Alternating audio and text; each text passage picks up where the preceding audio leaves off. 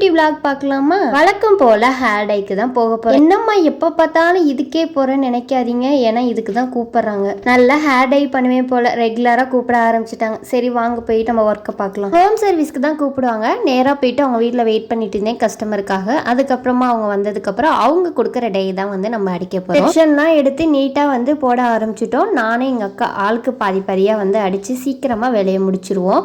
So நாங்கள் 2 பேர் தான் எங்கே போனாலும் பண்ணுவோம். என்னடா பண்ணுறேன்னு மட்டும் நினைக்காதீங்க. கஸ்டமருக்கு ஹேர் டை எவ்வளோ முக்கியமோ அதை விட எனக்கு வீடியோ வச்சு கேமராவை கரெக்டாக ஃபிக்ஸ் பண்ணணுங்க. நாங்கள் 2 பேரும் வீடியோவில் தெரியணும்ல. ஆளை பார்த்தா டம்மி பீஸா இருக்க, பயங்கரமான ஆளா இருக்கேடா. என்ன பண்றது, விளம்பரம் ரொம்ப முக்கியம்ல நமக்கு. அதனாலதான் கேமராக்குள்ள நாங்க 2 பேரும் தெரியுறோமா இல்லையான்னு அப்பப்ப செக் பண்ணிக்கிறது. கரெக்டா தெரிஞ்சுட்டோம். சரி நம்ம வேலையை ஆரம்பிக்கலாம் சொல்லிட்டு கடகடன்னு ஆரம்பிச்சிட்டோம். கஸ்டமர் கூட கொஞ்சம் க்ளோஸாவே ஆயிட்டோங்க. அவங்க நிறைய பிசினஸ் ஐடியாவா தான் சொல்லிக்கிட்டு இருப்போம். இன்னைக்கு தான் என்னோட யூடியூப் சேனலை இவங்க பார்த்தாங்களாம். நிறைய டிப்ஸ் தர, செம்மையா போற எடிட்டிங்லாம் நல்லா இருக்குன்னு சொல்லிட்டு ரொம்ப புகழ்ந்துட்டாங்க. எனக்கு ரொம்ப ஹாப்பியா இருந்துச்சு. நம்மளோட சேனலை பார்த்து இப்படி ஒருத்தவங்க நமக்கு கமெண்ட் பண்ணால் நமக்கு எவ்வளோ ஹாப்பியாக இருக்கும். நம்மளோட வேலையை இப்படி புகழ்கிறப்ப நமக்கு ரொம்ப ஒரு கான்ஃபிடென்ட், ஒரு மோட்டிவேட்டாக இருக்கும். இப்படியே ஹாப்பியாக நம்ம வேலையும் செஞ்சு முடிச்சுட்டு அவங்கள்ட்ட வந்து அமௌண்ட் வாங்கிட்டு நாங்கள் வீட்டுக்கு கிளம்பிட்டோம்.